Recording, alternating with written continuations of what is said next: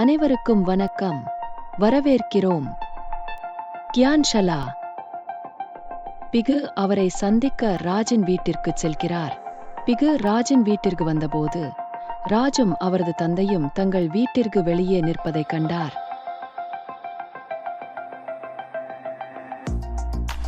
வணக்கம் மாமா. ஹாய் ராஜ், நான் உன்னை சந்திக்க வந்தேன்.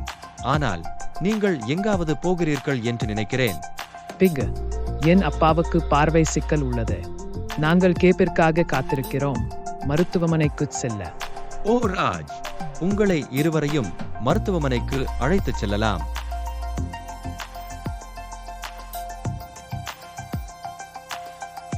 பிகு, ராஜ் மற்றும் அவரது தந்தை மருத்துவமனைக்கு வருகிறார்கள். மருத்துவர் ராஜின் தந்தையை பரிசோதித்து அவர் கம்புரை நோயால் பாதிக்கப்பட்டிருப்பதாகவும் உடனடியாக அறுவை சிகிச்சை செய்ய வேண்டும் என்றும் கூறினார். டாக்டர், தேவையானதை நாங்கள் செய்வோம். ஆனால் எங்கள் சுகாதார காப்பீடு இதை உள்ளடக்கியதா என்பதை நான் சரிபார்க்க வேண்டும். பிகு, தயவு செய்து எனக்கு இதை பற்றி வழிகாட்டலாமா? ராஜ், கருத்தில் கொள்ள வேண்டிய சில காரணிகள் உள்ளன.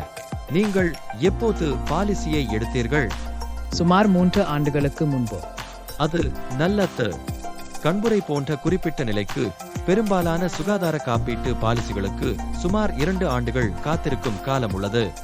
3 ஆண்டுகள் ஆகிவிட்டதால் நீங்கள் கொள்கையை எடுத்துள்ளீர்கள். ஒரு நல்ல வாய்ப்பு உள்ளது, அது மறைக்கப்பட்டுள்ளது. மருத்துவர், எத்தனை நாட்களுக்கு என் தந்தையை மருத்துவமனையில் அனுமதிக்க வேண்டும்? ஹாய், இது ஒரு நாள் பராமரிப்பு சிகிச்சையாக இருக்கும்.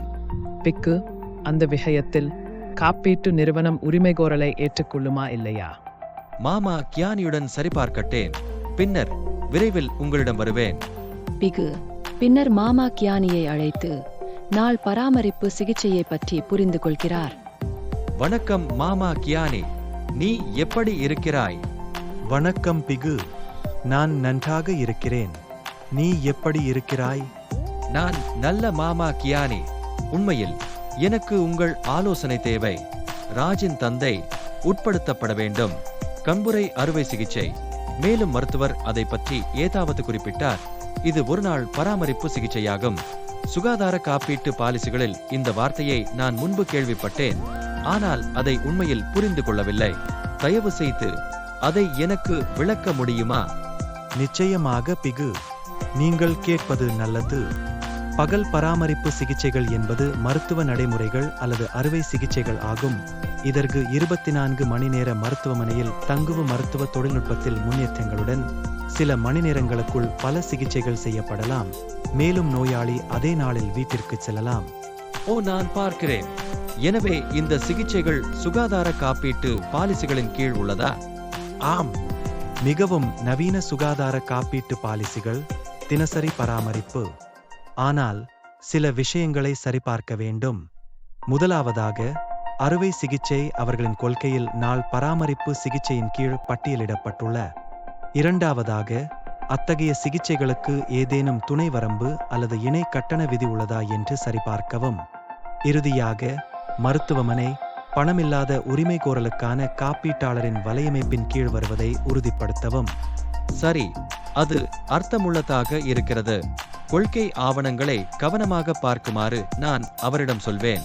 மிக்க நன்றி மாமா கியானி. எனது பல சந்தேகங்களை நீர் கொண்டிருக்கிறீர்கள். நாள் பராமரிப்பு சிகிச்சை பற்றி மாமா கியானி என்ன விளக்கினார் என்பதை புரிந்து கொள்ள ராஜ் இப்போது பிகுவை அணுகி வருகிறார். தொலைபேசியில், எனவே நாள் பராமரிப்பு சிகிச்சையை பற்றி மாமா கியானி என்ன சொன்னார்? ராஜ், மாமா கியானி கூறினார், கவலைப்பட வேண்டாம். காப்பீட்டு நிறுவனம் உரிமை கோரலை செயலாக்குகிறது என்றால் காத்திருப்பு காலம் முடிந்துவிட்டது. பாலிசியில் உள்ள நாள் பராமரிப்பு சிகிச்சையின் கீழ் அறுவை சிகிச்சை பட்டியலிடப்பட்டுள்ளது. இத்தகைய சிகிச்சைகளுக்கு துணை வரம்பு அல்லது இணை கட்டண விதி இல்லை. இறுதியாக, மருத்துவமனை பணமில்லாத உரிமை கோரலுக்கான காப்பீட்டாளரின் நெட்வொர்க்கின் கீழ் வருவதை உறுதி. சரி, நன்றி பிகு. நான் இப்போது மிகவும் நிம்மதியாக இருக்கிறேன். எங்களுக்கு உதவியதற்கு மாமா கியானிக்கு எனது நன்றி தெரிவிக்கவும். இப்போது மருத்துவரிடம் சென்று சிகிச்சையை திட்டமிடுவோம். மேலும் அற்புதமான கான்கூடாரத்திற்கு ஒவ்வொரு புதன்கிழமும் மாலை 3 மணிக்கு இமெயில்ஸ் வாட்ஸ்அப் மற்றும் பிபி பார்ட்னர்ஸ் போர்ட்டல் வழியாக கியான்ஷாலாவில் பிபி பார்ட்னர்ஸ் எனக்கு மகிழ்ச்சி அளிக்கிறது.